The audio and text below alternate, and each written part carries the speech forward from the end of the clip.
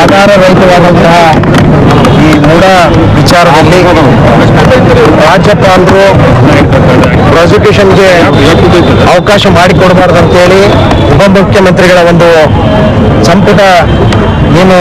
ಸಂಪುಟದಲ್ಲಿ ನಿರ್ಣಯ ಮಾಡಿ ಅದಕ್ಕೆ ಸಂಪೂರ್ಣವಾದಂಥ ವಿವರಣೆ ಮತ್ತು ಸಂಬಂಧಪಟ್ಟ ಡಾಕ್ಯುಮೆಂಟ್ಸ್ಗಳನ್ನೆಲ್ಲ ಪ್ರೊಡ್ಯೂಸ್ ಮಾಡಿದರು ಕೂಡ ಇವತ್ತೆಲ್ಲೋ ಒಂದು ಕಡೆ ರಾಜ್ಯಪಾಲರು ಕೇಂದ್ರ ಸರ್ಕಾರದ ಕೈಗೊಂಬೆ ಆಗಿ ಎಲ್ಲ ಒಂದು ಕಡೆ ಅವರ ಒಂದು ಒತ್ತಡಕ್ಕೆ ಮಣಿದು ಇವತ್ತು ವಿನಾಕಾರಣ ಎಲ್ಲೋ ಒಂದು ಕಡೆ ನಮ್ಮ ಮುಖ್ಯಮಂತ್ರಿಗೆ ಕಳಂಕ ತರುವಂಥ ರೀತಿಯಲ್ಲಿ ಈ ಪ್ರಾಸಿಕ್ಯೂಷನ್ಗೆ ಏನು ಅವಕಾಶ ಕೊಟ್ಟಿದ್ದಾರೆ. ಇದನ್ನು ಖಂಡಿತವಾಗಿ ನಾವು ಖಂಡಿಸಿ ಇಡೀ ರಾಜ್ಯದ ಉದ್ದಗಲಕ್ಕೂ ಕೂಡ ನಾವು ಹೋರಾಟ ಮಾಡ್ತೀವಿ. ಜೊತೆಗೆ ನಮಗೆ ಖಂಡಿತವಾಗಿ ಕೂಡ ಎಲ್ಲೋ ಒಂದು ಕಡೆ ರಾಜ್ಯಪಾಲರು ಕಾನ್ಸ್ಟಿಟ್ಯೂಷನ್ ಹೆಡ್ ಅವರಿಂದ ಬಹಳ ನಿರೀಕ್ಷೆ ಇಟ್ಟಿದ್ವಿ ನಾವು. ಎಲ್ಲರಿಗೂ ಯಾವುದೇ ಪಕ್ಷ ಇರೋದಿಲ್ಲ ಅವರಿಗೆ, ಖಂಡಿತವಾಗಿ ನಮಗೆ ನ್ಯಾಯ ಸಿಗ್ತದೆ ಅಂತ ಅನ್ನುವಂಥದ್ದು ಬಹಳ ನಿರೀಕ್ಷೆ ಇಟ್ಕೊಂಡಿದ್ವಿ. ಆದರೆ ಅವರು ಆ ನಿರೀಕ್ಷೆ ಹುಸಿಗೊಳಿಸಿ ಇವತ್ತೆಲ್ಲೋ ಒಂದು ಕಡೆ ರಾಜಕೀಯ ಒಂದು ಪ್ರೇರಿತವಾದಂಥ ನಿರ್ಧಾರ ತೆಗೆದುಕೊಂಡಿದ್ದಾರೆ. ಬಹುಶಃ ನಾನು ಹೇಳ್ತೀನಿ, ಯಾರೋ ಒಬ್ಬರು ಹಾದಿ ಬೀದಿಯಲ್ಲಿ ಹೋಗುವಂಥವರು ಒಂದು ಎಲ್ಲೋ ಒಂದು ಕಡೆ ರಾಜ್ಯಪಾಲರಿಗೆ ಒಂದು ಪತ್ರ ಕೊಟ್ಟ ತಕ್ಷಣ ಇಮಿಡಿಯೇಟ್ ಆಗಿ ಅವತ್ತೇ ಅವ್ರು ನೋಟಿಸ್ ಇಶ್ಯೂ ಮಾಡ್ತಾರೆ. ಅದೇ ಬೇರೆ ವಿಚಾರದಲ್ಲಿ ಇವತ್ತು ನಿರಾಣಿ ಅವ್ರದ್ದಿರ್ಬೋದು, ಶಶಿಕಲಾ ಜೊಲ್ಲೆ ಅವ್ರದ್ದು ಆಯಿತು, ಆ ಕೇಸ್ಗಳ ಫೈಲ್ ಎಲ್ಲ ಧೂಳು ಹಿಡ್ದಾವ. ಆದ್ರೆ ಇನ್ನೂ ಮಟ್ಟನೂ ಆ ಕೇಸನ್ನ ಯಾವುದೂ ಕೂಡ ಅವರು ಅದನ್ನ ತೆಗೆದುಕೊಳ್ಳೇ ಇಲ್ಲ ಪ್ರಾಸಿಕ್ಯೂಷನ್ಗೆ.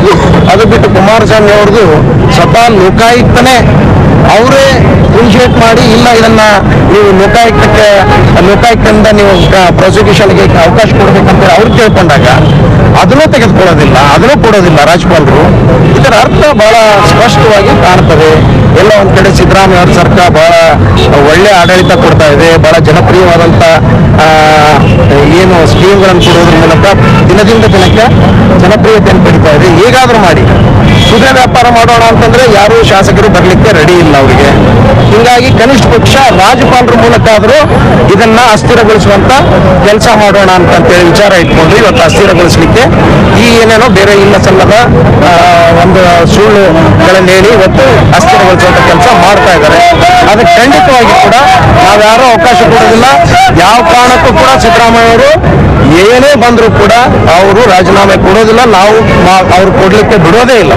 ಇಡೀ ರಾಜ್ಯದ ಉದ್ದಕ್ಕೂ ಕೂಡ ಇವತ್ತು ಅರ್ಥ ಮಾಡ್ಕೊಳ್ಬೇಕು. ಅವರು ಏನು ಶ್ರೀಲಂಕಾ ಹೆಂಗಾಯ್ತು, ಬಾಂಗ್ಲಾ ಹೆಂಗಾಯ್ತು, ಜನಾಂದೋಲನ ಆ ರೀತಿ ಈ ದೇಶದಲ್ಲಿ ನಡಿಬಾರ್ದು ಅನ್ನೋದು ರಾಜ್ಯಪಾಲರ ಮುಖಾಂತರ ಅರಾಜಕತೆ ಉಂಟು ಮಾಡಲು ಖಂಡಿತವಾಗಿ 100% ಅರಾಜಕತೆ ಮಾಡುವಂತ ವ್ಯವಸ್ಥೆ ಬಹಳ ವ್ಯವಸ್ಥಿತವಾಗಿ ಮಾಡ್ತಾ ಇದೆ.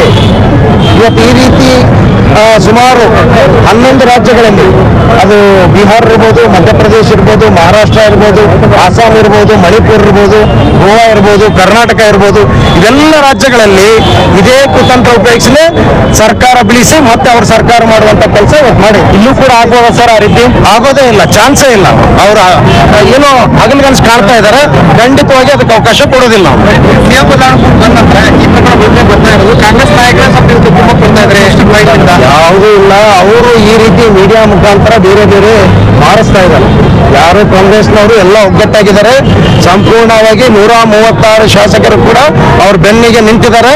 ಖಂಡಿತವಾಗಿ ಯಾರೂ ಸರಿಯೋದಿಲ್ಲ.